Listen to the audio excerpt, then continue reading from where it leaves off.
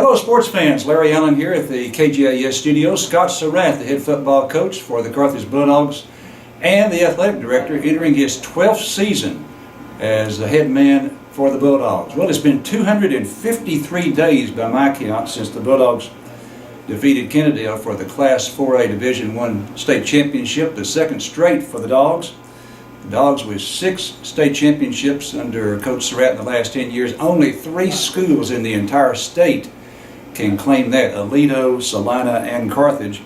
And the Bulldogs enter this 2018 season with a 26-game winning streak, the longest in the state. Okay, Scott, I thought we'd start off this first program by having you go over your starting offensive lineup, and I brought a cheat sheet here, the depth chart for you, to make sure we get them all in. All right, just start with the offensive line. Well, we got return back at our left tackle, 16-game starter, JT Romero, and then also a 16-game starter last year. Our left guard was Kevion Booty, and Callum Barber was a starter. I think he started 13 games at right guard. He's moved over to center for us.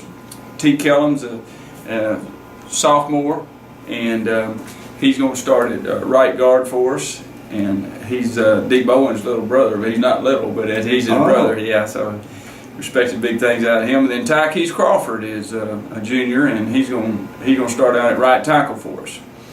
And at tight end is Caden Holcomb. He's a senior, and he's had a very good camp for us. And at receivers is Baylor Colley, Kel Williams, Kelvontae Dixon, Rashabrius Garrett, and then Cole Whitlock is going to play out there some. Cole also plays some tailback for us, and I think you'll see Kelvontae some at tailback. But our starting tailback is Tucker Smith, and Mason Courtney will get some carries, and fullbacks Hunter Hill, but also Cy Schumacher, and then of course Gunnar Capps, our quarterback, returning from last year, and then he's got a couple guys behind him, Anthony Wilson and Jackson Blissett. All right, there's 2 players I want to ask you about, 2 out of those 11. One is Tykees Crawford. If you were to have gone out, and I did last year during the playoffs, to see practices, you'd see a young man that, was, in my opinion, was a little disinterested. I mean, he just didn't seem like he was, one of the top linemen. In fact, did not start. But Scott, something happened over the spring and summer, and he went to Baylor's camp and is already committed to Baylor, and looks good in practice. Well, he does look good. He's had a great camp for us. He just wasn't ready last year. The body was ready. He just wasn't ready. And what I mean by that, he was young, and we had some seniors in front of him, and sometimes young guys don't think it's their time because they got seniors in front of them, it's his time now, and he feels like that. It's his time to play, and he has got a lot of attention. He's had several offers, but we'll see what he can do on Friday night. He's really never played a game on Friday night, an important snap anyway, because he did play in a bunch of blowouts. So we're excited to see him play when it's his time, and the level of competition is real high. Gunnar Capps, a senior quarterback, and I love statistics, so I'm just going to give you a couple of stats here on senior quarterbacks at Baylor. You've had 5: Cy Blackshear, Anthony Morgan, Blake Bogenschutz, Jared Blissett, Kason Davis, and those 5 led the team to 4 state championships, and it easily could have been perhaps 5 out of 5, except Jared Blissett had a team that was decimated by injuries back in 2015, and we ran into the state champs in La Vega in the semifinals. The other 6 years, when you did not have a senior quarterback, 2 state championships. So 4 out of 5 with the seniors, 2 out of 6 otherwise. Tell us why senior quarterbacks are so important. Well, we had a little walkthrough this morning. This kind of hopefully hit home for you. Is I tried to fool Gunnar on a play this morning that there's no doubt I could have fooled him 10 times in a row last year on it, and he got it, and he looked at me, "You can't fool me." But he's just the knowledge of the game. It's another spring training, and he's matured. He's got bigger, and he's gotten faster. His arm's stronger, but the knowledge of the game is the big jump from your junior year to your senior year. All right, what do you mean by the fact that you fooled him? Well, I walked up and told him to read it, and there was no read, and it was either a hand sometimes we read the jet and we either hand it to the jet guy or hand it to the tailback. And I said, Gunner, read me. So I was trying to make him hand it to the tailback. We have no read on that play because of the formation. We automatically hand it to the jet man. And so he handed it to me, and he said, "You can't fool me." So it was all good and fun. But he's mentally, he's a lot better than he was last year. Coach. All right, Scott, perhaps the most talented senior class to ever graduate is the senior class of last year. You've got Keontae Ingram, you've got those three linebackers, that the best trio we've ever had here, in my opinion. You've three outstanding receivers. So you've got some guys that are coming in and replacing players that were just outstanding last year and made a big contribution. So give us the name of one or two players that perhaps has surprised you this year. Well, Rayvon Ingram's going to be a really good player at linebacker, and of course you have Jaden Brooks, and those guys. They got a big shoes to fill. There's no doubt about it. Alan Campos at Sam, Jose DeJillian. It's just those three guys are the key to us playing good defense, because we had great linebackers last year, obviously, and when those guys come on, I think we're going to be all right defensively, but it's going to take a while. But for surprises, I wouldn't say there's any surprises yet, because we hadn't played any games. So we'll have to wait on the games to see if there's surprises. We could be surprised either way on that deal. It could be a bad surprise or a good surprise. But we talked to the players. I talked to them actually yesterday, and I says, just asked them what a chopping, know what a chopping block is, and some of you, because we try to give the seniors the first shot. We really do, but it's varsity. We got to play the best players, and we have some seniors on the chopping block. It's going to get opportunities Friday night, and I hope they shine like crazy. We really do. But if they don't, they continue not to make plays, and we've got to get them out and let somebody else try it. But we're pulling for the seniors because they've been in our program for 4 years, and we are loyal to them. But at the same time, we got to win games, and that's just bottom line. And so it really doesn't matter what grade you're in. We got to play the best. All right, let's talk about the Jacksonville Indians. Since you've been here, you've believed in playing up every year. Usually two teams in a classification above us. You've only played down that very first year, and of course that schedule was already set for you. Jacksonville Indians, we last faced them in 2013, and we have a record of 5-1 against them. You are quoted as saying that they have two of the best athletes that we will face this year. So tell us about those two young men and the rest of the team. Yeah, number 2 and 7 is, I think, McCune and Ryden, I think's the other one's name, and they're committed Division I players, and they're super athletic. And the reason I said that I hope they're going to be two of the best athletes we face all year, or we're going to be in trouble, because we know we're going to face a lot, with our schedule. But those guys, for us corners, they're really good. And then number 7, McCune, he'll play some safety, but he'll also play some quarterback, and they'll get him the ball because he'll play receiver. He caught a touchdown the other night, a long touchdown against Bullard in the scrimmage. So he's a special athlete, and the other one's really good and special too. So we'll see what we can do. It's going to be challenging. It's going to be fun. All right, you have got to get your comments on a couple other sports. Volleyball. Levin Barker, in my opinion, one of your best hires in the 12 years here at Carthage, but he's now at Tatum.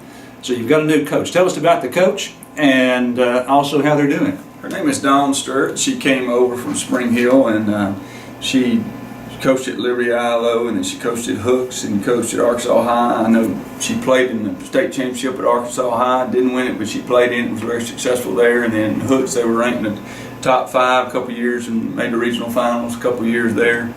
And Liberty ILO turned the program completely around. And then she was at Spring Hill a couple years, and they were a little down, made the playoffs, and when she got there. And so she's done a great job. I think we're around 20-5 now, and we're ranked number 3 this week. And so she's done a great job, her and her staff, and the girls were playing well. I witnessed several games, and so it'll be an exciting season, I think. And I saw that one of the players, Addison Suratt, I think she had 8 digs against Quitman. Way to go. Well, I was not there. I was at practice, but you know, I saw that too, and so we're proud of her. She just got her driver's license, and I'm more proud of that, I think. Who was her coach in that? Was it you? Yeah, mainly. Me and her mother, and so anyway. Everything going okay so far? It's going good. Yeah, she just got them Tuesday, so it's going good. All right. Still praying. All right. I want to congratulate, I believe his name is Eric Canada, who won the Union Grove cross country meet. And Union Grove's not a large school, but boy, they had a large meet up there. Well, he can really run, and talking to his head coach Art Horton, and he really expects him to be at the state meet in cross country, and good. We have not had one to be at the state meet since I've been here, so that's going to be a big challenge for him because it's hard to get there, but with his times and stuff, Art's expecting he's got a really good chance at it to get there, and that'll be good for our program. Art's got about 40 kids out there, and they work out sometimes at like 5:30 or 6 in the morning, and I mean go running, and then they'll run at night. Sometimes we get through a practice because Art's coaching football, so then he's out there running with them. He's a lot better shape than I am. All right, I want to get back to football because I just thought of another question for you. Any significant rule changes this year? Rule changes, yeah. The main one is on the kickoff. If we can fair catch it, say on the tooth, they got a great kicker that kicks it straight up and a great return team, and we can fair catch it, and even if it's questionable whether it's the end zone or the 2-yard line, just fair catch it if it's real high and deep, and then you automatically get on 25. So that's a rule change, and it's going to be different, and we're going to try to use that to our advantage, especially like Kilgore. Their kicker is great.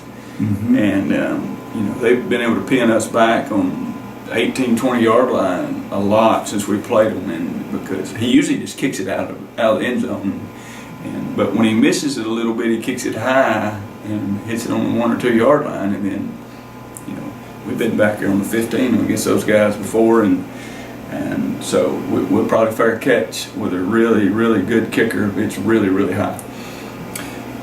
All right, now speaking of kickers, you've used quite a bit what you call the sky kick, trying to have a high kick that comes down at about the 28 to 32 yard line and right there on the numbers or the hash mark. Are we going to see that some this year? Yeah, we've actually got 2 guys that can really bomb it this year. If you saw the scrimmage, they were both kicking it, through the end zone, and we've never had that. I mean, we've had some guys that have kicked it to the end zone, but not consistently like these guys. Alberto Garcia is left-footed, and he's a former safety and wideout, and so he's athletic, and so he can cover for us and do some things. But he's got a huge leg. And Luisa Piedra also has a huge leg, and he's right-footed. So we think we can do some things there with 2 kickers on the field, and we can sky kick, and I don't think they can lock us down and know where we're going to kick it. And I think that's very important, because if you have a great returner, for instance, like Makai Colbert back there, we don't want to kick it to him, and we don't want to. If we're lined up in sky kick and they roll, we can kick it deep like we did a little bit. Before against Henderson, we did in the state championship game, which worked out. They had a really good, number 21 was a phenomenal returner, and he was rolling, so we kicked it deep left, and they got it on about the 18-20 yard line. So we stole a little yardage there. But those guys have had great camps, and we'll see what they can do on Friday night, because neither one of them has kicked on Friday night much. You keep bringing up Friday night. That's a big thing, isn't it? It is a big thing when it's so different in practice, and then all of a sudden you throw. We always talk about how many eyes are in the stands, because if we have 3,000, that's 6,000 of on our side is watching you. And so 6,000 eyes are watching you. What can you do when you're being watched? Because there are going to be people there, and so. And we saw a little bit in the scrimmage. We didn't have many there, as many as a real game. we saw some of them turn it up, and some of them it was a little jittery just because it was just a little nervous, and we got to get those nerves out of those players, and that comes with experience. Now you've had 2 kickers on the field before. We've sure used it quite a bit in the last couple of years. It really is that's a big advantage, isn't it? If one of them is a pretty good cover guy. Well, it is. Because Alberto he can run up. He may be a little faster than Jose was last year, and he's been a safety. Like I said, he's been a receiver. He can go tackle, and so he would be the guy that runs down there. And kind of like Jose, when he didn't kick it, he was always on the kickoff team. Mm-hmm. And then we would fake the sky right, and Jose'd go kick it deep left. Mm-hmm. So we got some things, and we may not show everything now. We don't know. We just working on things. All right. What's your? Let me ask you this question about no second scrimmage. How's that worked out for you? Because I know that wasn't your intention.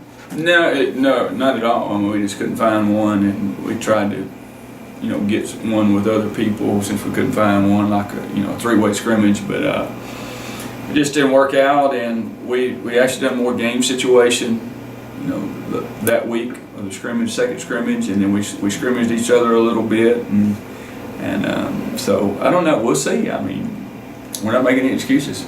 I mean, we're ready to go. We're as ready to go, hopefully, as we were if we'd had a second scrimmage. And we know there's going to be some ups and downs with this group, and just because of lack of experience, we do have some talent, but right now that talent's lining up wrong or busting some assignments in practice, and you just don't fix all that in a game. You got to get it right in practice, but it helps game experience. And then they'll say, "Oh, I've got to pay attention a little more because this is." You get embarrassed out there on Friday night if you mess up. Because now all the people, it really don't matter in practice. That's what we always say. The old corner, if he gets burnt in practice, no big deal. It doesn't count 6 points. You get beat, and everybody sees you get burnt and says, "Uh-oh." You kind of want to hide. Same thing with quarterback throwing an interception, want to hide. In practice, there's no big deal. Call the next play. So you got to play the next play. No matter, there's going to be some bad things happen Friday night. There's no doubt about it. We just play the next play, play the next play, play the next play, and hope at the end of the game it's good enough. That big first game, I sort of remember, I think first game for you over at Martin Stadium. Some guy said, "I thought this guy knew something about offense." Well, yeah. Yeah. Did you ever find out who that was? No, sir. I didn't look back. I would never look back, but it was loud and clear. And I told that story several times. I only had one headphone in, but one ear headphone, and so I went to 2 ears headphones. So I hadn't heard that voice again. I hadn't heard any voices. That's good, other than our coaches on the phone. Okay, all right. Scott, any final words going into this opener? Yeah, it's just always exciting to get started and look at the nervous looks in the players that hadn't played, and even the ones that have played. There's going to be some nerves, and it's always it's fun. It's a fun, exciting nervousness, and we're excited. I'll be nervous. I always am, and we'll see what we have. But it's going to be fun. But you as a coach, you can see it on their faces. Oh yeah, yeah. You can look at their eyes. That Friday night look, it's not on that practice look. All right, those are the comments of head coach Scott Suratt. Certainly hope that you can join us via 7:30 kickoff at Bulldogs Stadium against the Jacksonville Indians. And if you can't be there, we'll start with our broadcast about 7 o'clock on KGAS. For Coach Suratt, I'm Larry Allen. Have a great weekend, everyone.